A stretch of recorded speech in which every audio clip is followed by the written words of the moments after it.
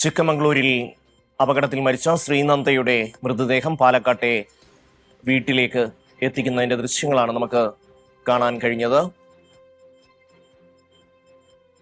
ശ്രീനന്ദ അപകടത്തിൽപ്പെട്ട് മരിച്ച് ഇന്നലെയാണ് മൃതദേഹം കണ്ടെത്തിയത്. അതിനുശേഷം പോസ്റ്റ്മോർട്ടം നടപടികൾ പൂർത്തിയാക്കിയതിനു ശേഷമാണ് ഇപ്പോൾ മൃതദേഹം പാലക്കാട്ടെ വീട്ടിലേക്ക് എത്തിച്ചിരിക്കുന്നത്.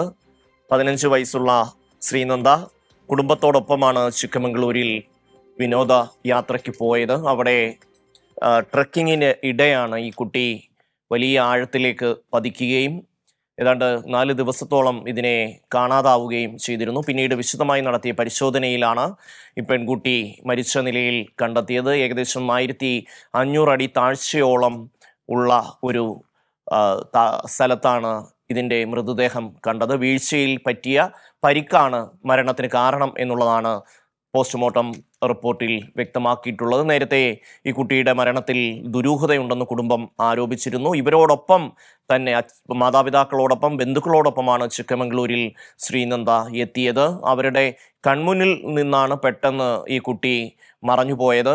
ഏതാണ്ട് 4 ദിവസത്തോളം ഈ കുട്ടിയെ കാണാനില്ല എന്ന പരാതി നിലനിന്നു. പിന്നീട് വിശദമായ പരിശോധന നടത്തി അങ്ങനെയാണ് ഈ മൃതദേഹം കണ്ടെത്തിയത്. ഇപ്പോൾ സന്തോഷ് സെർലിംഗ് ചേരുന്നു പാലക്കാട് നിന്ന്. സന്തോഷ്, ശ്രീനന്ദയുടെ മൃതദേഹം വീട്ടിലേക്ക് എത്തിക്കുന്നതിന്റെ ദൃശ്യങ്ങൾ കാണാൻ കഴിയുന്നുണ്ട്. എന്തൊക്കെയാണ് വിവരങ്ങൾ? അല്പസമയം മുമ്പ് ആണ് മാതാപിതാക്കൾ ആദ്യം വെച്ചത്. ഒരു ആംബുലൻസ് ബസ്സിലേക്ക് കയറുകയാണ്. ആ ദൃശ്യങ്ങളാണ് നമ്മൾ കാണുന്നത്.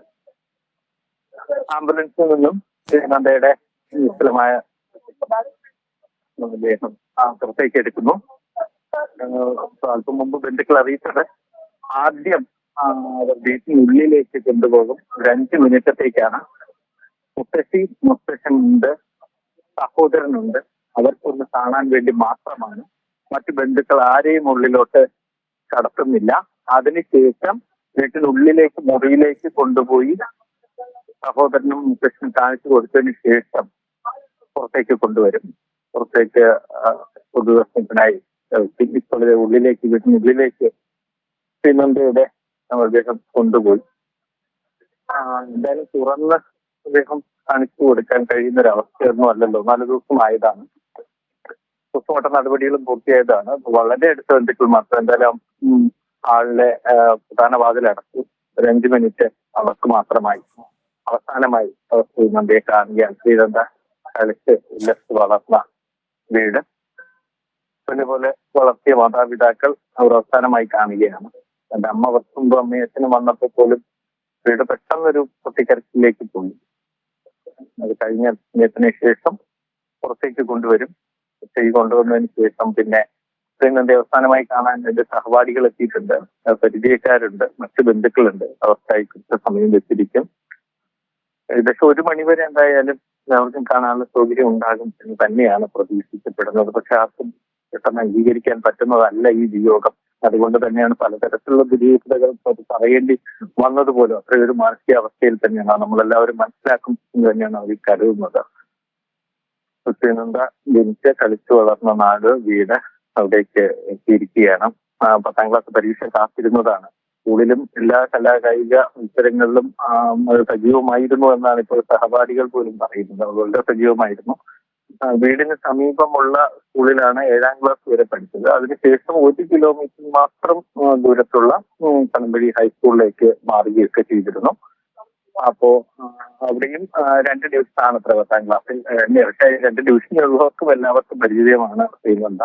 അതുകൊണ്ട് തന്നെ ഇന്നിപ്പോ കുട്ടികൾ എല്ലാവരും വന്നിട്ടുണ്ട്. എസ്എൽസിയിലും നല്ല മാർക്ക് പ്രതീക്ഷിച്ചിരുന്ന ഒരു കുട്ടിയാണ് എന്ന് അധ്യാപകരും പറയുന്നുണ്ട്. മാതാപിതാക്കൾക്കാർക്കും അംഗീകരിക്കാൻ കഴിയുന്നതല്ല. ഇപ്പോ മൂത്ത ജ്യേഷ്ഠൻ IIT-യിലെ 1ാമത്തെ വിദ്യാർത്ഥിയാണ്. പരീക്ഷാ സമയമാണ്. അപ്പൊ അത് മൂത്ത ചേട്ടൻ ടൂർ പോയിട്ടുണ്ടായിരുന്നില്ല. ഇവർ 2 പേരേ ഉണ്ടായിരുന്നുള്ളൂ. ഈ കുട്ടിയെ കാണാതായി എന്ന് അറിഞ്ഞത് മുതൽ അവനിവിടെ ജ്യേഷ്ഠൻ വലിയൊരു മാനസികമായൊരു അവസ്ഥയിലേക്ക് പോവുകയായിരുന്നു. അങ്ങനെ അടുത്ത ബന്ധുക്കൾ അവരുടെ വീട്ടിലായിരുന്നു താമസിച്ചിരുന്നത്. ഇപ്പോ ഇന്നലെ മരണം അറിഞ്ഞതോടുകൂടി ഇവിടെ കുടുംബ വീട്ടിലെത്തി, സ്വന്തം വീട്ടിലെത്തി ഒരു മുറി എടുത്ത് അവൻ ഇരിക്കുകയാണ്.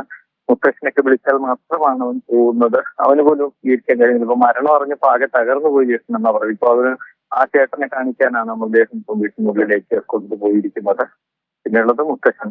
മുത്തശ്ശൻ ഇന്നലെ നമ്മുടെ ദൃശ്യങ്ങളൊക്കെ ഉണ്ടായിരുന്നു. പക്ഷെ അദ്ദേഹവും ഈ വലിയൊരു അവസ്ഥയിൽ തന്നെയാണ്, ദുഃഖഭാരത്താലാണ് കഴിയുന്നത്. ഇപ്പൊ വീട്ടിനുള്ളിലേക്കാണ് അല്പസമയത്തിനകത്ത് പുറത്തേക്ക് കൊണ്ടുവരും. ഈ കാത്തിരിക്കുന്നതിന്റെ ഒരു നാടൻ അടങ്കം ഇവിടെ എത്തി എന്ന് തന്നെ പറയാം. കടമ്പഴിപ്പുറം ജംഗ്ഷനിൽ നിന്ന് ഒരു 500 മീറ്റർ ഉള്ളിലേക്കുള്ള റോഡിലാണ് ഇവരുടെ വീടുള്ളത്. പക്ഷേ ഇവിടെയാണ് ഇവരുടെ കുടുംബ വീടാണ്. അച്ഛനും അമ്മയും അച്ഛനും ഒക്കെ ജനിച്ചു വളർന്നിരുന്നത്. അതുകൊണ്ട് വിപുലമായ ബന്ധുക്കളുണ്ട്. അവർക്ക് എല്ലാവരെയും പരസ്പരം അറിയാവുന്ന ഉറപ്പ്. നമ്മൾ ഈ വീട്ടിൽ നിൽക്കുമ്പോൾ പോലും ഒരു നാടൊന്നടങ്കം ഇന്നലെ മുതൽ ഇവിടെ നിൽക്കുന്നത് പോലെ തോന്നും. ഇന്ന് രാവിലെയൊക്കെ ആയപ്പോഴേക്കും നല്ല തിരക്ക്, നമുക്ക് ഇങ്ങനെ അടുക്കാൻ പോലും കഴിയാത്തൊരു തിരക്ക്. അത്രയേറെ അവർ പരിചിതയാണ് ചെയ്യുന്നുണ്ടാവും. കാരണം ഇവരാണ് ഇവരെല്ലാവരും പരസ്പരം വളരെ സ്നേഹത്തോടെ കഴിയുന്നവരാണ്. അതുകൊണ്ടാണ് ഇവർ ഇവിടുത്തെ ഒരു പൂരാഘോഷ കമ്മിറ്റിയുടെ ഭാഗമായി ടൂർ പോയത്. എല്ലാ വർഷവും ഇത്തരത്തിൽ വിനോദയാത്ര പോകാറുണ്ട്. അത്ര ഇങ്ങനെ ഈ വർഷവും അങ്ങനെ വിനോദയാത്ര പോയതാണ്. അങ്ങനെയാണ് 42 അംഗ സംഘം എന്ന നിലയ്ക്ക് വലിയ രീതിയിൽ വളർന്നത്. 2 ബസ്സൊക്കെ പിടിച്ചിരുന്നു. 2 ദിവസം ഹബിയിലാണ് ആദ്യം താമസിച്ചത്. അതിനുശേഷമാണ് മറ്റു സ്ഥലങ്ങളിലേക്ക് പോവുകയും പിന്നെന്താ ഇങ്ങനെ പോവുകയൊക്കെ ചെയ്തത്.